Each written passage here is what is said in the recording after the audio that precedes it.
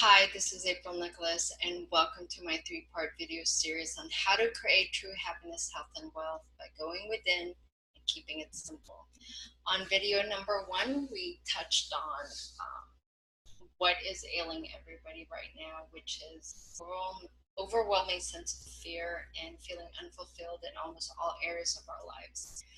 The techniques I'm going to show you today are techniques that I've used on my own and have shared with many countless people who creating their shifts, simple shifts every day, has created massive changes in their lives, in their relationships, in their finances, in their workplace, in the choices they make every day within themselves for how to eat, how to better take care of themselves, mind, body, and soul.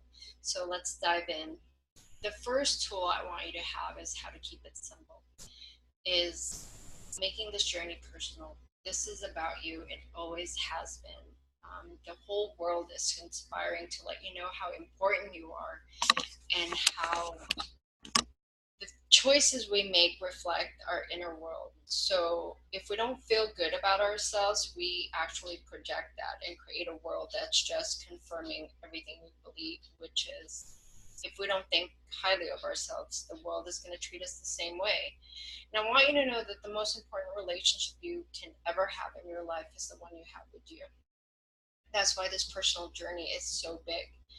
When you clear your plate of everybody else's junk and muck, you start to live your life from within, which is about what you want, what feels good to you. Saying no to everything doesn't feel uplifting and supportive in your journey.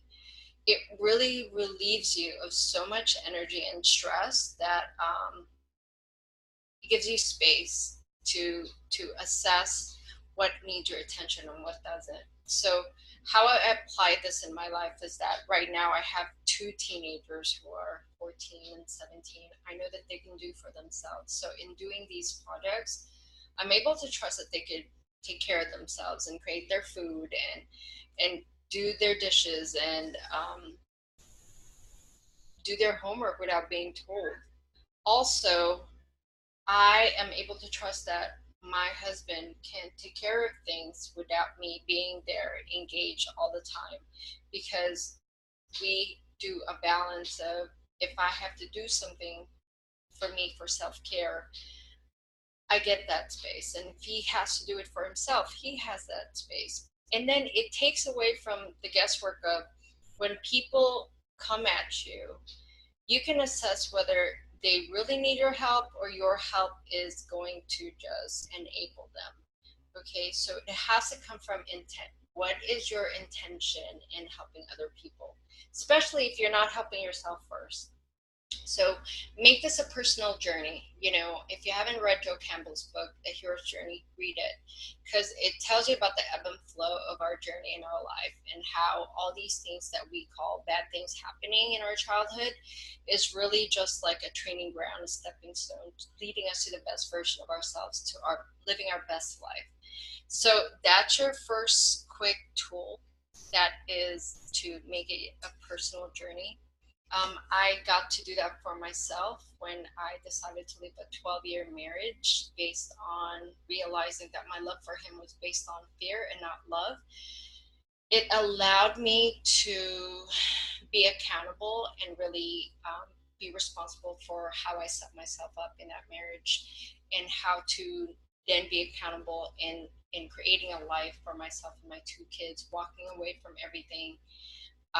I had to trust that my antenna in focusing on my life and what I wanted to build was going to be solid and not based on having to compromise myself with somebody whose wants and needs were different than mine.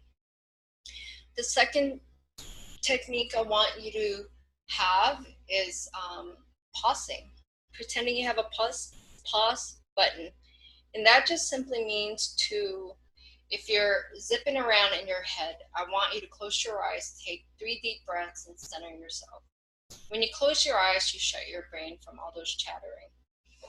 And when you breathe deeply, then you allow yourself to soften and expand and be open to receiving guidance within you. Taking a pause relieves you of feeling overwhelmed, of feeling groggy in your choices. It clears things up for you. It makes you become an observer of your own life.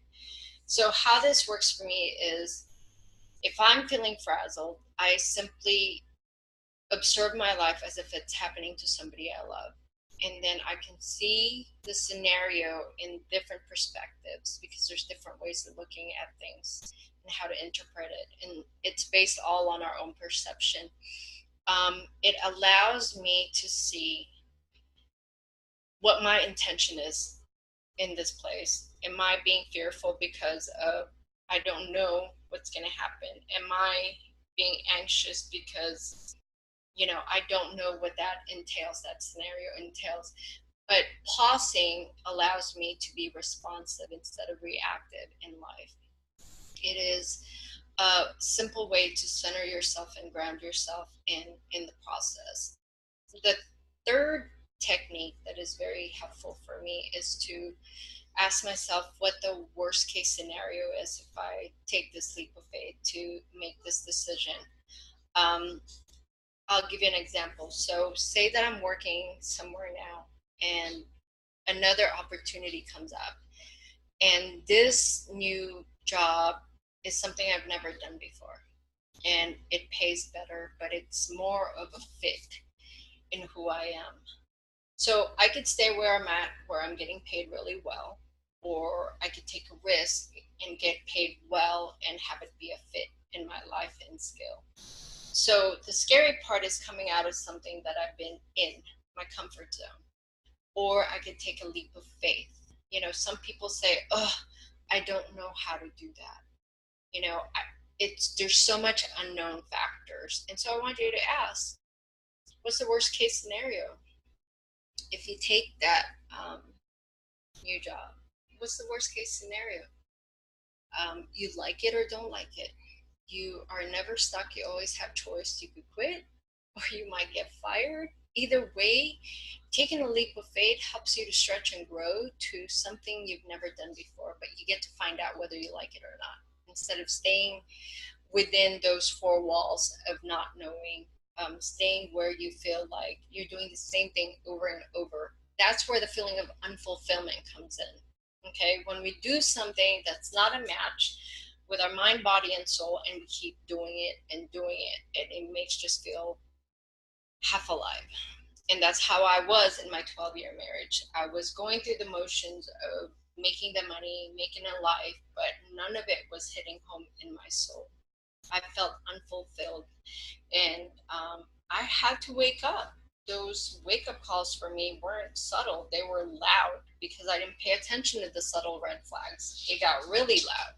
So, your three tools of making this journey personal, because the whole journey is trying to convince you of how important you are. Even this video, I'm trying to convince you that the shift is needed so that you could feel fully alive in your life. Because I took a chance and left a 12-year marriage, today I left him in 2011. Today I am married to my perfect guy, somebody who gets me, somebody I get, somebody who I don't have to convince to have the same goals and aspirations for our family.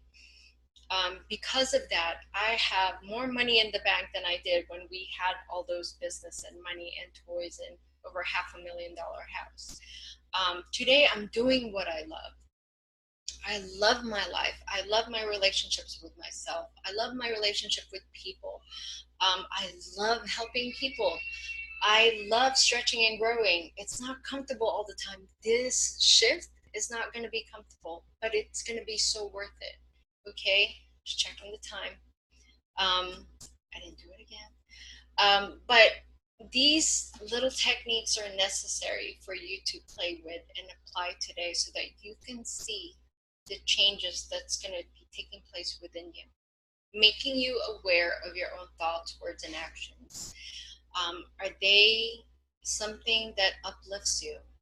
Because we're our worst critic. Are your thoughts, words, and actions a fit to your core values? Whose core values are you holding on to? You know, these three tools will help you assess that. It gives you the space to do that. Are you living for yourself or somebody else? Are you living your parents' dreams or your own? Are you just going through the motion of what society deems to be a successful career? What are you doing in your relationships? Are you in something that's mutually loving and supporting? Are you speaking your truth? These three tools will help you step up and step into the best version of you. So on our next video, video number 3, we're gonna address your excuses, the excuses we give ourselves in staying in the box, in our comfort zone, and not leaping towards freedom, the freedom to live the best version of ourselves into the best life that we could ever have. I look forward to engaging with you and hearing from you. Remember, I'm just a click away. Reply to any email I've sent you in the past, and I will get back with you. Until then, take care of yourself.